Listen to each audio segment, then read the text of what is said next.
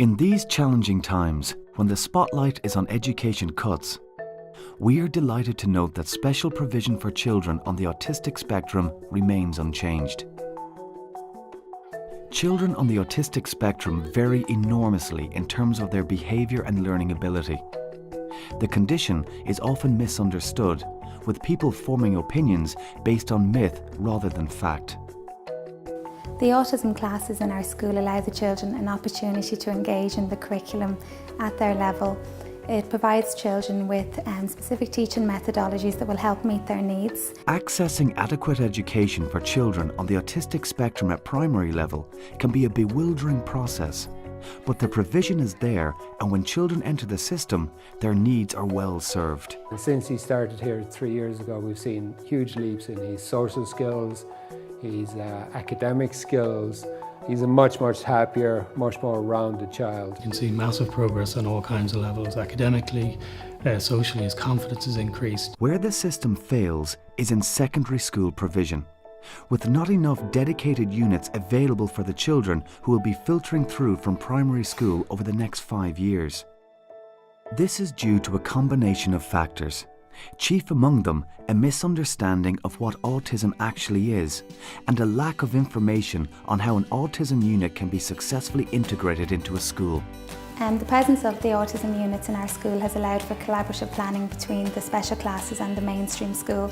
The teachers in the orchard are quite a resource pool for the mainstream teachers, for not only children that are mainstreamed full-time with autism, but for other pupils with learning needs. Although the number of specialised units catering for children on the autistic spectrum at secondary level is limited, there are some very successful programmes in operation, providing an excellent model for others.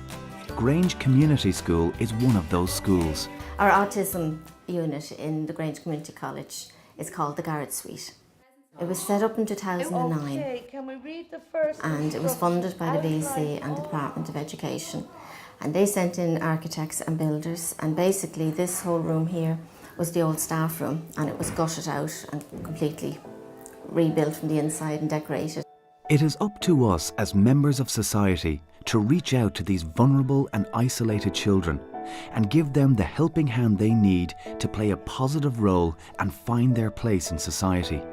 James has just thrived since he's come here, because now he gets to go to secondary school like his brothers and sisters. The main benefit we found with Gavin was that he is now mixing among his peers, because he's moved into second level. And when he came into Grange Community College, you can do a lot more activities like sport, PE, metalwork. Hi, I'm Gavin. This is my junior research project. Actually great having Gavin in the class. He wasn't any different to anyone else. He just got his head down, done what he wanted to do, what he was told. And if you need assistance, you either ask Mr. Barnett, one of the students, or the helper that's with him. Like, if you talk to the students that were in this classroom, he picked it up very quickly, and he had a talent for it. He had an enjoyment to doing it. He's completed junior cert and he received an A. With diagnosed cases of autism on the rise, children on the spectrum are entitled to places in their local secondary schools regardless of the provision the school has made for them. It is in everyone's interest that we at least consider catering for their needs. I would appeal to all principal teachers and their boards of management to consider seriously opening up dedicated units in their schools. It is vital that units such as these are provided in secondary schools. It would be beneficial for any school in the Dublin area or anywhere in Ireland to look at the idea of having an autism unit in their school. I'd say to principals who are looking at this that they should firstly recognise that they're going to have students coming into their schools who will need provision. They should prepare for that, because they're going to have to deal with the issue anyway, and they should embrace it with enthusiasm, and I think they will find it enriches the life of their school.